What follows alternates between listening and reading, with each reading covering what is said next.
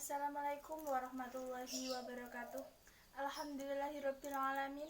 Puji syukur tansah kita aturaken dumateng ngarsanipun Allah Subhanahu wa taala ingkang sampun paringi nikmat dumateng kita sedaya hingga kita sedaya saged makempal ing acara Maulud Nabi Muhammad sallallahu alaihi wasallam. Mugi kita benjang pikantuk syafaat ing dinten kiamat.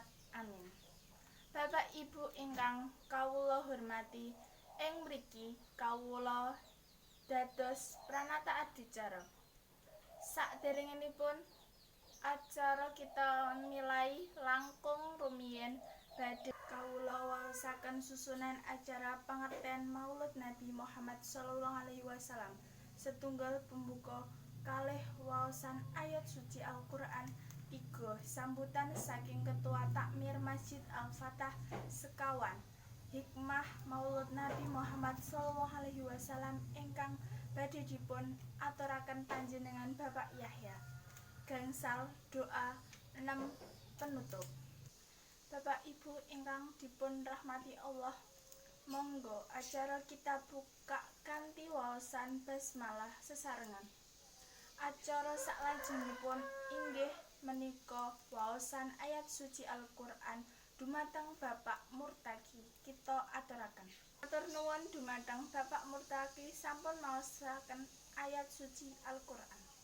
Acara saklajengipun inggih menika sambutan saking Ketua Takmir Masjid Al-Fatah.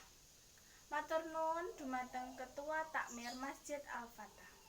Acara lajengipun inggih menika hikmah Maulud Nabi Muhammad sallallahu alaihi wasallam dumateng Bapak Yahya kita aturaken. Matur nuwun dumateng Bapak Yahya, mugi menapa ingkang dipun aturaken kala wau wonten hikmah kangge kita sedaya. Amin. Acara saklajengipun inggih menika doa dumateng Bapak Kyai Haji Tasor kita aturaken. Matur nuwun dumateng Bapak Kyai Haji Tasor. Acara saklajengipun inggih menika panutup. Monggo kita tutup kanthi waosan hamdalah sesarengan. Bapak Ibu ingkang kula hormati, kula ingkang dados pranata adicara ing mriki nyuwun ngapunten menawi wonten klentah-klentunipun atur. Billahi taufik wal hidayah. Wassalamualaikum warahmatullahi wabarakatuh.